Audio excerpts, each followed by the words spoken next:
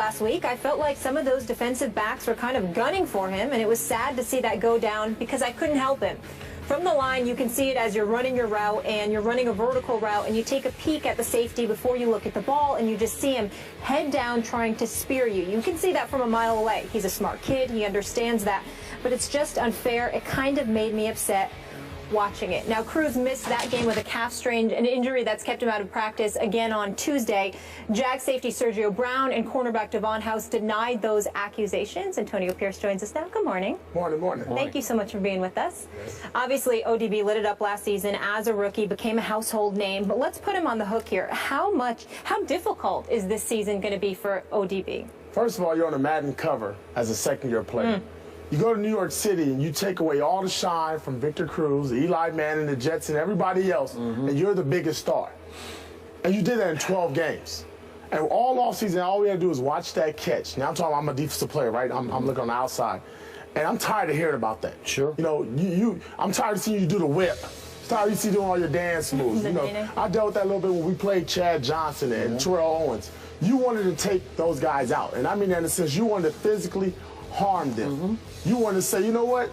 I'm tired of seeing your antics. I'm tired of seeing that. You respect him as a football player, but you know, skill-wise, you probably can't match up with him. But what you can take advantage of is being physical and get in his head. And if you're on the sideline of the Giants like Victor Cruz and you're watching your top player get taken out, if I'm Victor Cruz, I can't wait to get on the field because now some of that's going to get relieved. Because they're not all eyes are going to be on Odell Beckham. And that's the problem. The Giants have nobody else around Odell Beckham to take that target off of him. Stephen A., what do you think? Well, listen, first of all, let's give the players for the Jaguars the benefit of the doubt. When you have an accusation levied against you, if they say that it wasn't true, that that's not what they were doing, we don't have to take their words. I'm going to choose to take their words for it.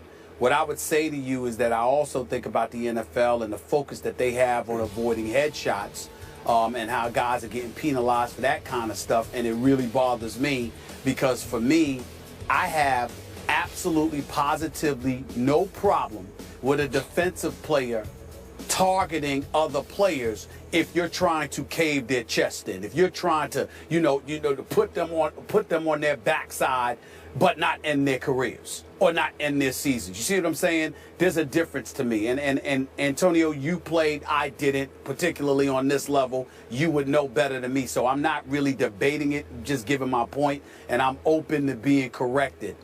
All I'm saying is the word spear, when I think about that, I think about guys targeting low. And I think there's no excuse for that. That's one of the problems that I have with the NFL. The NFL, obviously, as always, are thinking about themselves and not the health of their players, because when they talk about these guys and focusing on concussion issues, to transfer that to encouraging guys to go so low where they're taking out your knees, that really, really concerns me. And I don't care what anybody say. If you ask a guy, where would he rather get hit? He'd rather get knocked upside his head than have his knees and his legs taken out from under him. I just wish the NFL focused on low just as much as they focus on high. But if a guy is just targeting a receiver and you're waiting for him to come over the middle, even if he ain't looking, and you give him a shot in that midsection area, the neck to the waist, and you cave that brother's chest in and you're targeting him at every turn, I have no problem with that. That's big boy rules. Odell Beckham Jr., Victor Cruz, and all of the receivers in between should man up and deal with that. But I got a problem if you're hitting too high, and obviously if you're hitting too low. That's just me. I want to go back and expand upon Antonio's early strong points that you made. This is New York City, and this young man, off one all-time great catch, just was launched into the biggest, brightest spotlight maybe on earth. Gotten, what, 4 different national TV commercials out of it after his rookie year, in which, as you point out, he only played 12 games. I think it's going to be a struggle for him this year. I think he's going to have to get his feet back on the ground and figure out how this game works, because he's not just going to be targeted by Eli Manning, as you said, and I don't mean this in a dirty way. He's going to be a target of every secondary and every linebacking core. They just are. He talks big. One DB told me in the offseason he's a big trash talk. He really likes to talk because he really likes to back it up. But you know how that works. Yep. You better be able to back it up. So I think he's in for a little bit of a struggle this year, a grind. Hey, guys, the only thing I want to add is this. The catch was sensational. But this guy in 12 games did more than catch one pass. 91 receptions, 1,305 yards in 12 games. That's not one reception. That's a brother that came onto the scene and has proven he can ball. And you're going to have to deal with him because he's clearly capable of dealing with you. Odell Beckham Jr. is a big-time young receiver, and he's put the NFL world on notice that he has arrived.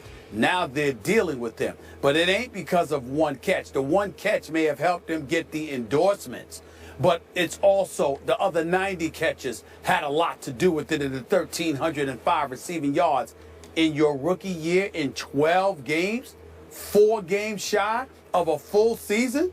You know how many yards this brother could have accumulated over the course of 4 games? I can't ignore that. One thing about football, regardless of who you are, you can be a Hall of Famer, greatest of all time. It will humble you. It will humble you. Somebody will humble you. And you just got to understand that. It's going to happen at some point. Okay, and Stephen A., back to your point, I get it. The numbers are just sensational through the 12 games. But my friend Casey Joyner has a piece running right now on ESPN.com, and you can call it nitpicking if you will, but I respect Casey's breakdown knowledge.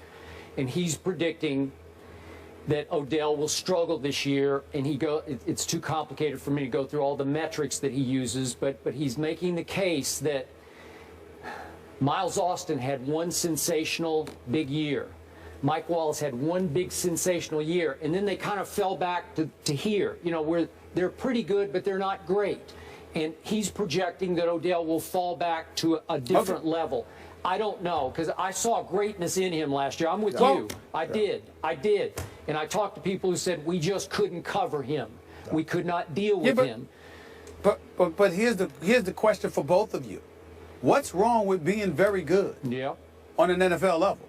I understand that he may not be as great as he's projecting or other folks are projecting he may be. We'll see.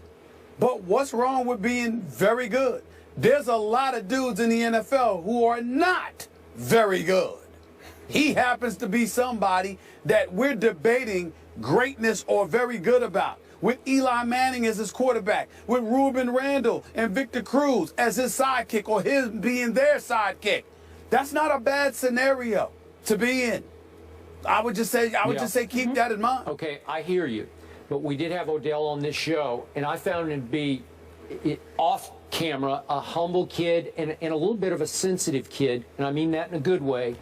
And if it doesn't go quite right, the humbling effect it's going to hit him hard because all he knows is sensational success so far in this league. Wait a minute. But that's part of greatness. What about New York, real quick, Steve? What about New York? In New York, when you're on top of the world, you're on top of the world. And you know real quick, they'll drop your legs from underneath you. I'm talking about the media and everybody surrounding you. From being the first in line to the end of the line, it can happen real quick. But why are they gonna drop you, Antonio? No, why are they gonna drop you, AP? Performance is not only if your performance is not up to play. That's my point. They're gonna drop you if your performance is worthy of you being dropped. So the bottom line is he's got to go out and ball. He knows that. I have a silver lining for New York fans. I know you talked about the Madden curse. 11 players on Madden ended up with injuries or production dropping. But how about this? The 2 receivers, Larry Fitzgerald and Calvin Johnson, who are both on Madden, they had a increase in production the 2 years they were on. So for wide receivers, if we're going to believe in curses there.